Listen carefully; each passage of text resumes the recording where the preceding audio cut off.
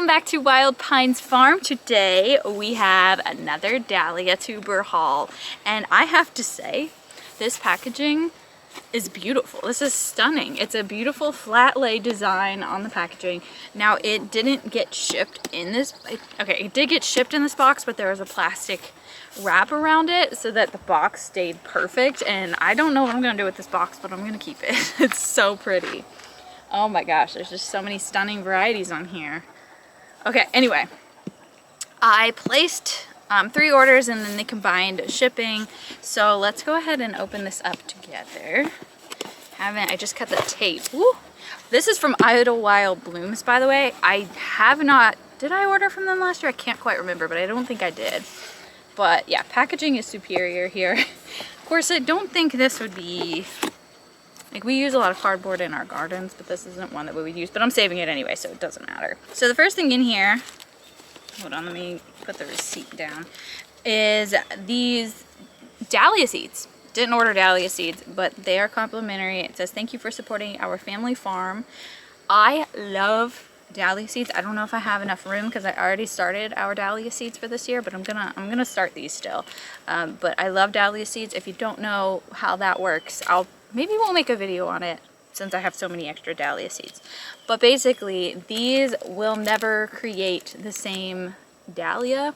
If you want a exact copy of a Dahlia, let's say peaches and cream, for example, you'll want to take that tuber. You can't get it from seed. You can collect seed from peaches and cream and get a whole new variety.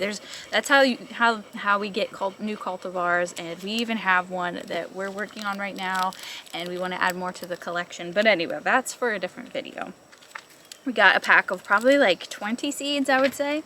And then we have this beautiful card, and this looks a lot like peaches and cream on the front, actually.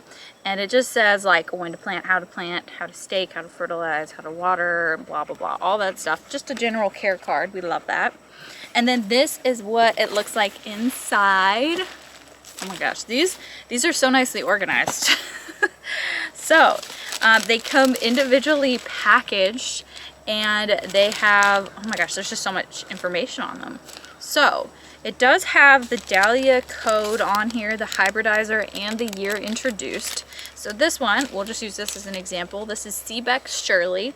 I love that there's a picture on here because I always forget what I ordered or what it looks like. And especially for you guys, when I'm doing the videos, you guys don't even know what they look like. But I'll read each one of these.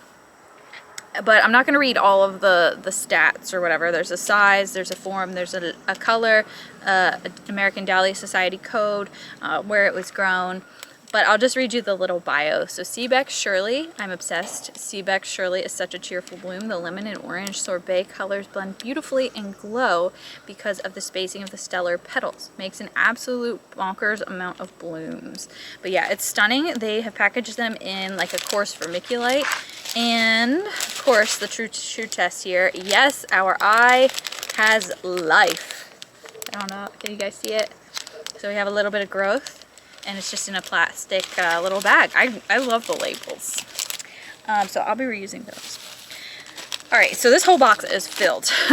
We have Clearview Peachy, which, by the way, never grew Seebeck Shirley. Clearview Peachy I have grown, but we lost over the winter. It has beautiful muted peachy pink blooms on an enormous plant. Petals are slightly streaked, and the color evolves over season from light peach to coral. Makes excellent seed pods with lots of seed. And then that's the picture of it. And then I don't see any growth on this yet. I do see an eye, so we're just gonna hope. I mean, it's been in this box for I don't know how long, maybe a couple days, less than a week, but still. We'll put them in the lights and get them growing. Next is Salish Twilight Girl. This one was kind of an impulse buy because I saw so many people were excited about this, and I thought it was kind of cute and I wanted to try it. So this was just one of those ones. But Salish Twilight Girl has dramatic coloring. Petal faces are a matte hazy lavender, but the petal backs are a boysenberry purple, striking in bouquets and in the garden. But yeah, this is really pretty. And then we've got, I just saw some growth. I don't know if you'll be able to see it, but we do in fact have some growth. One thing I'm noticing is they've circled all of their eyes. I don't know if they do that for them or they do that for us. like to help divide, or if it's more of like an identifier for those receiving the shipment. Next up we have Holly Hill Miss White. I've grown this before. It's been in a haul before, but again, this is one we lost over winter. There is an eye on here. They've circled it, which we love. I love when they circle them. I don't see any growth out of it though. But this is Miss White. So pretty. It was very pretty in the garden. I do like that. Didn't grow Salish Twilight Girl, by the way. Sorry, I'm trying to keep up with that.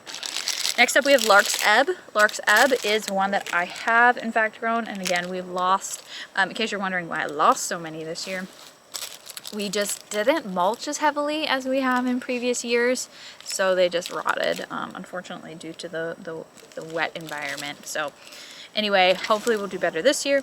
Lark's Ebb is a pretty addition to any cut flower garden. Color varies between a muted streaked bronze to a more solid peach, depending on the environment. But yeah, super cute.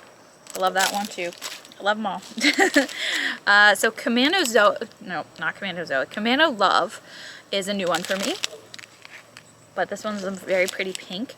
Commando Love is a cheerful punch pink dahlia with shorter plant habit. It's a great choice for container gardening while still producing eye-catching vibrant flowers through the season.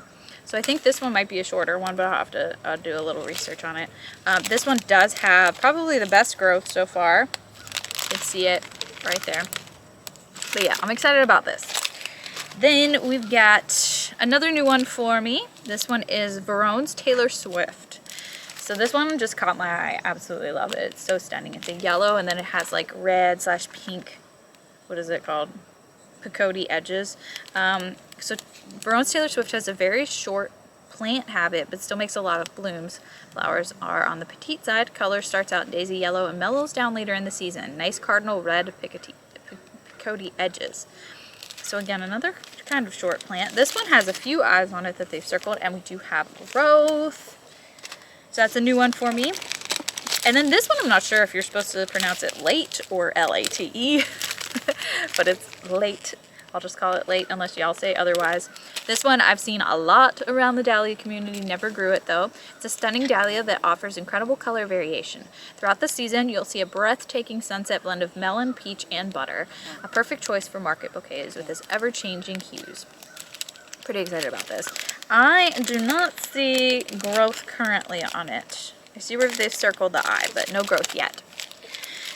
And we've got Copper Boy. This one's a new one for me as well. This one, ooh, look. You see the sprout on that one? This one wins for already pre-sprouted. Copper Boy boasts a moody velvet copper hue that adds depth and drama to floral designs. Pairs beautifully with brown sugar for a rich autumnal palette. With a short plant habit, it thrives in containers. So, I don't know if I bought brown sugar from them, but I have been trying to get brown sugar to grow, let me tell you. I know there's points where it just won't grow, and like it's not meant for your zone or whatever, your environment. But I've just had something happen with my brown sugar tuber every single year. But I'm hoping this year I'll actually get to see it bloom. But we have Copper Boy. Then we have Valley Tawny, and to be quite honest, I feel like I've grown this one and we lost it, but I can't quite remember. We have some sprouts from the eyes. Valley Tawny is a floral designer's dream. Her understated, hushed persimmon tones blend seamlessly into arrangements, offering a sophisticated warmth that complements a variety of palettes. Cool. And then, we're getting down to it already. We have Honeydew. Oh, thank goodness. Okay, Honeydew is one of my favorites. I saw this big one and I was like, that looks like Honeydew. Honeydew creates like the craziest, biggest tubers. So, love this one. This was one of the very first dahlias I ever grew. Just so stunning. But anyway, long story short, I have a couple of these left, that I dug up from the garden that I saved. But they weren't looking too hot, so I was like, I have to get a replacement because I'm obsessed with this one. So look at the growth on that one already. We love it. And it says Honeydew is a juicy lemon yellow cantaloupe color. Huge billowy blooms, gets more yellow as the season wears on. It is just stunning. I can't even describe it. It is like a yellow, and then in certain temperatures it has a pink. It's just wonderful. And then we have, oh, this one's a new one for me, White Wizard. So this one I never heard of, and I just saw it and I was like, oh. This one is the tiniest tuber I have ever seen. Oh my goodness. I don't know how well you guys can see it because it is in the course vermiculite, but I'm not seeing a sprout on it yet. Definitely not seeing anything. But White Wizard, if you can't get your hands on Kamanozoe, Irish Candy, or Holly Hill Pollyanna, which I have Kamanozoe and Irish Candy, so it'll be similar to them. White Wizard is a perfect pale blush on a short stature plant. Glossy foliage makes for a stunning garden addition. I'm excited. Oh my gosh, so many cool new varieties. All right, and then next up we have AC Rooster, and to be honest, this was an impulse buy.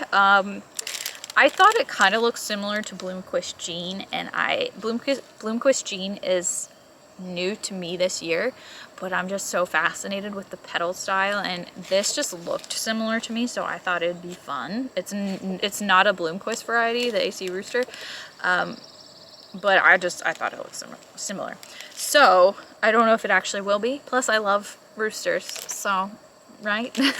Stunning, stellar, and poppy red. AC Rooster sometimes has yellow streaking at the heart of the petals, stems on the thin side, and bloom position can vary a lot. Gorgeous ferny foliage.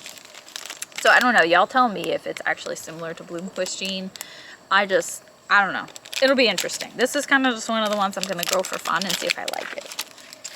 Lastly, oh, I'm so sad. I have to give Idlewild Blooms like a 100 out of 10 for the packaging, the labeling, the whole system. I love it. I mean, it's not like, this is exactly what I want. But anyway, last but not least, we have a big one. This is Irish Spice. Irish Spice is a fiery cayenne red dahlia with pure saturated hue that doesn't fade in the sun. We like that because it's very sunny here. This warm, spicy red is free of color flaws, making it an excellent addition to bold floral designs. Sorry, my dog just distracted me. But yes, we got a red. I've been noticing I got a lot of red this year. I guess red isn't really one I had a lot of in the garden. So this one, whoop, just dropped the box.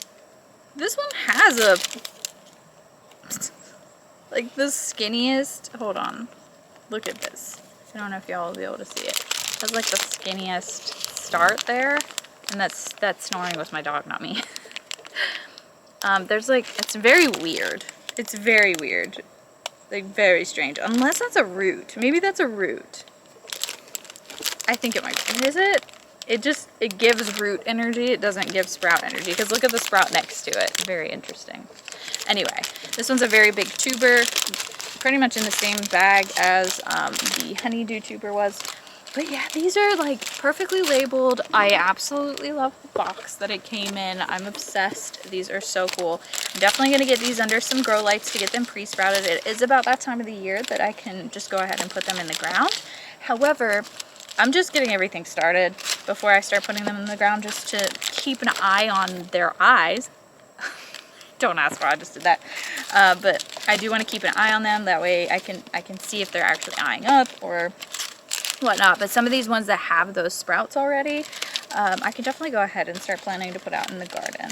But anyway, you guys will be hopefully seeing all of these pop up in our cut flower harvest, our market harvest, and our garden tours. If you've grown any of these, definitely let me know what you thought of the variety in the comments below. Like some of these that are new to me, I'm very excited to grow, and I can't wait to see them. And I hope you guys join along, so be sure to subscribe, and I will see you next time.